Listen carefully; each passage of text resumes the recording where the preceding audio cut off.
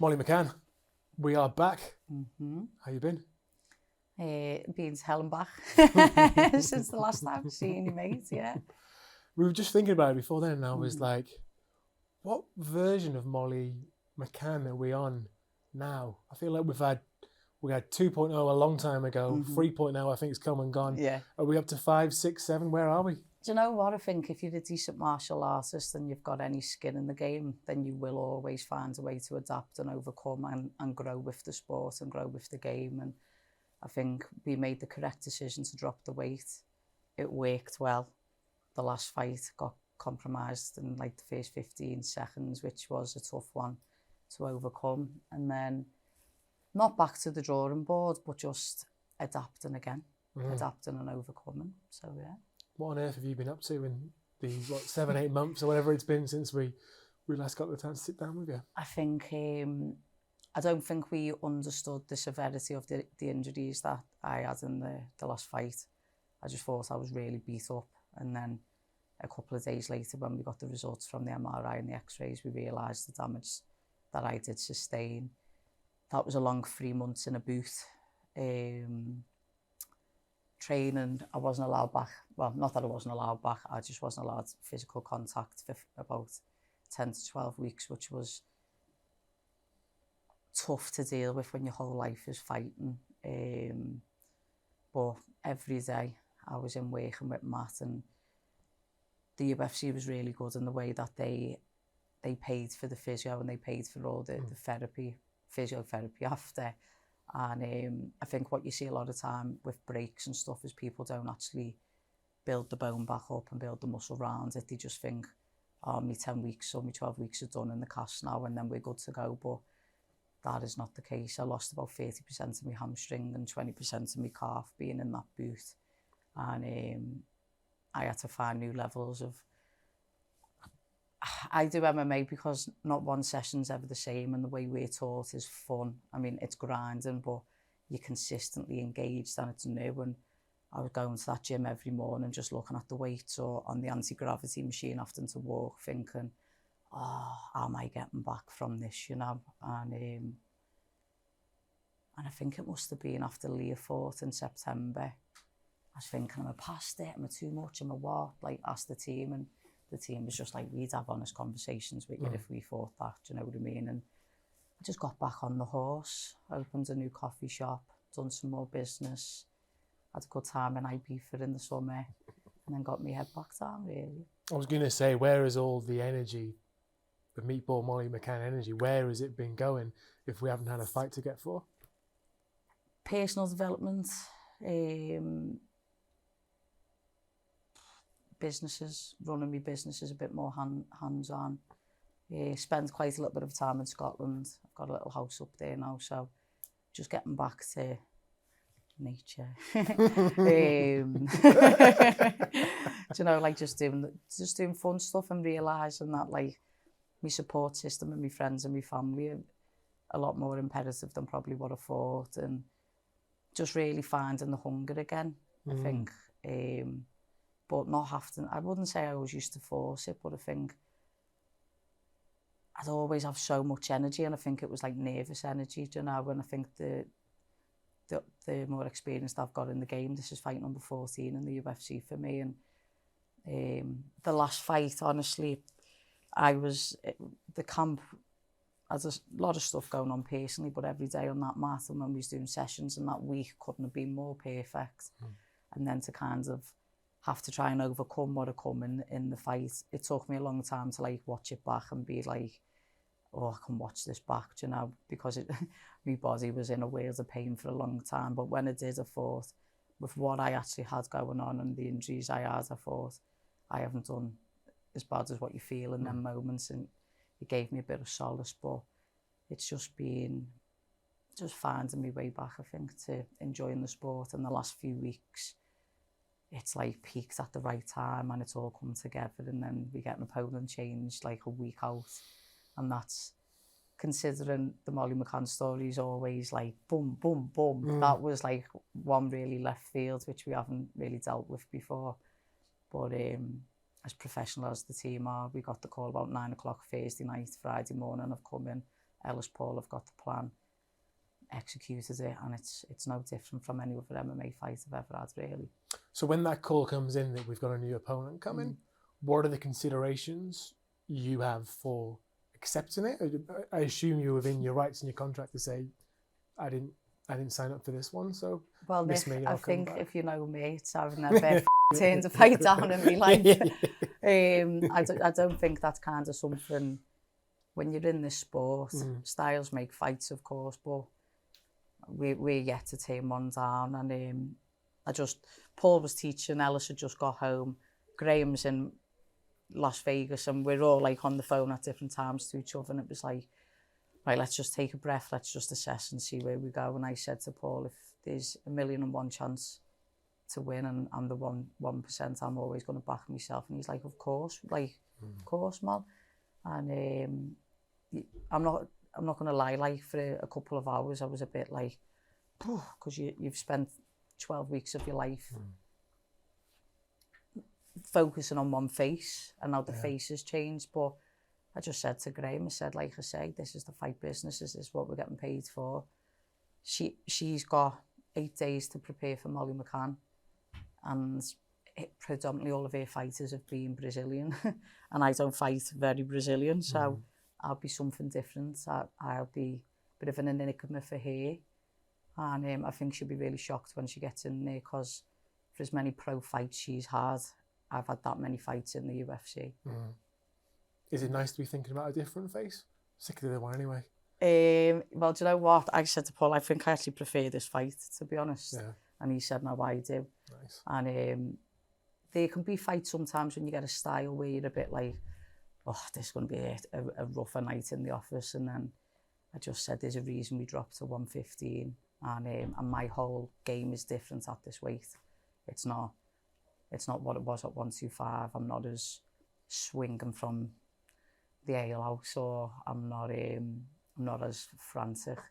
It's a bit more patient, and you can be more fight IQ at this, because the girls are, I know the last one wasn't, but they tend to be a little bit smaller at this weight. So normally I have to be in or out, and that's quite tiring. And I'm fighting someone who's actually 5'4", and I'm 5'4". It doesn't half make a distance from having to take 2 or 3 steps, or just 1 step back. So, just want to ask you about something you said a few minutes back in terms of having those conversations with your team about, do I want to keep doing this? Have I still got something to offer? Is that the first time you've had those conversations with the team? I just think I was beat up. That last fight, it wasn't like consistent conversations. It was just the next day, my body was in bits, and I was like, do you reckon I can keep doing this? And I was like, of course. I was just grieving. And I think when you're someone who brings as many eyes to the sport, for if people want to see me win or they want to see me lose, you take a lot on the chin of what people's opinions are. And just reading what I got, like, they didn't know what actually happened to me in the fight, do you know what I mean? And I think I hit it, well, you would have seen me switching stance, that you could tell something was up. But I wouldn't be doing this if I had 1 ounce of doubt that I shouldn't be doing it. I think if a fighter goes through a career like mine and doesn't have an honest conversation like that once, then I don't know, they're not doing something right. I think you're just looking out for yourself, do you know what I mean? And I was probably at the lowest. I just took it really hard, because I trained, so I did not cut any corners. I trained more, and it just goes to show, even though when you give everything, you don't always deserve the win. Do you know? And I think that was the bitter pill I was trying to. Took me a couple of weeks to get over. It's like, why? What do I have to learn from this? And Bruna's been a brilliant teacher for me, in the fact of how do I approach this weight category is actually different to that, and how I can't just expect it all to be one certain way.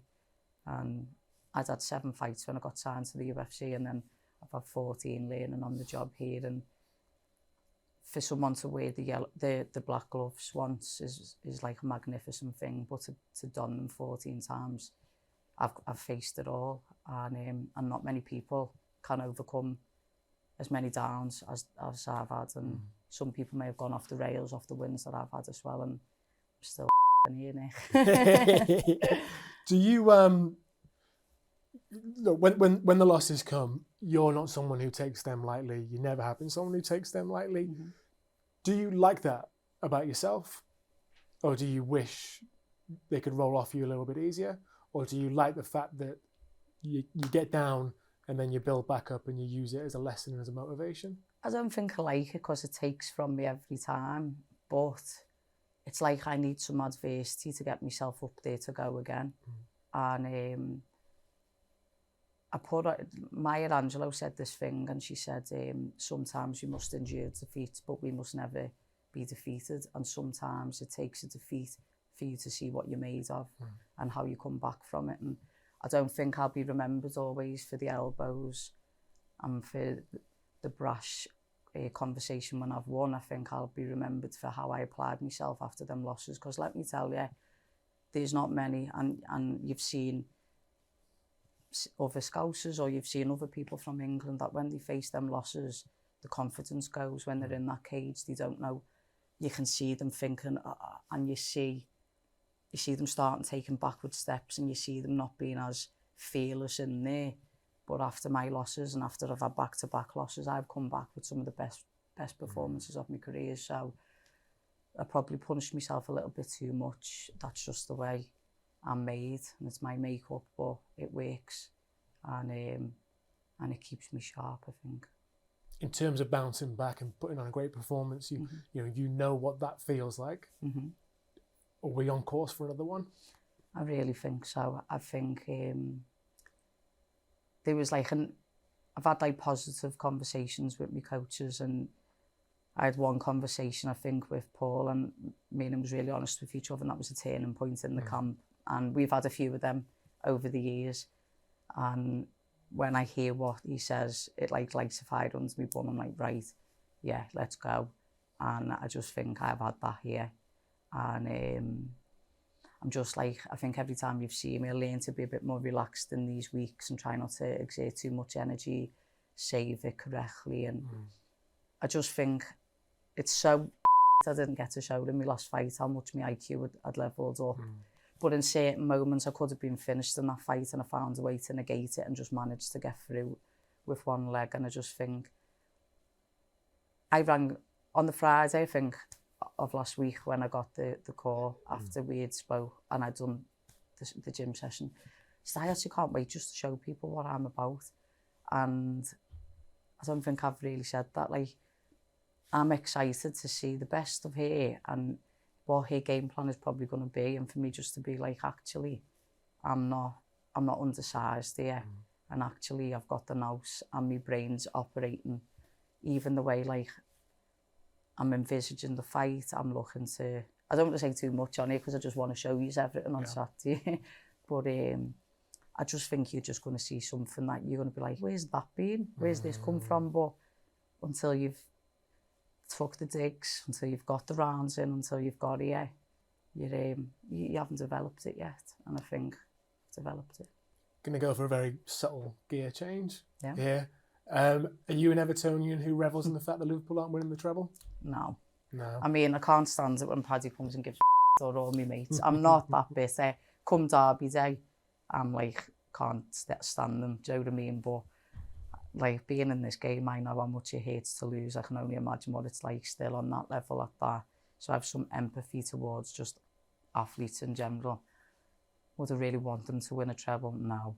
But I'm not going to ram it down the throat that they haven't. Derby next, isn't it? I'm going, Are yeah. you going? Yeah. Excited? Optimistic, always. Do you know what? I've been speaking to people about this the last few days, and no one's interested at all in what I'm saying, but let's see if you are.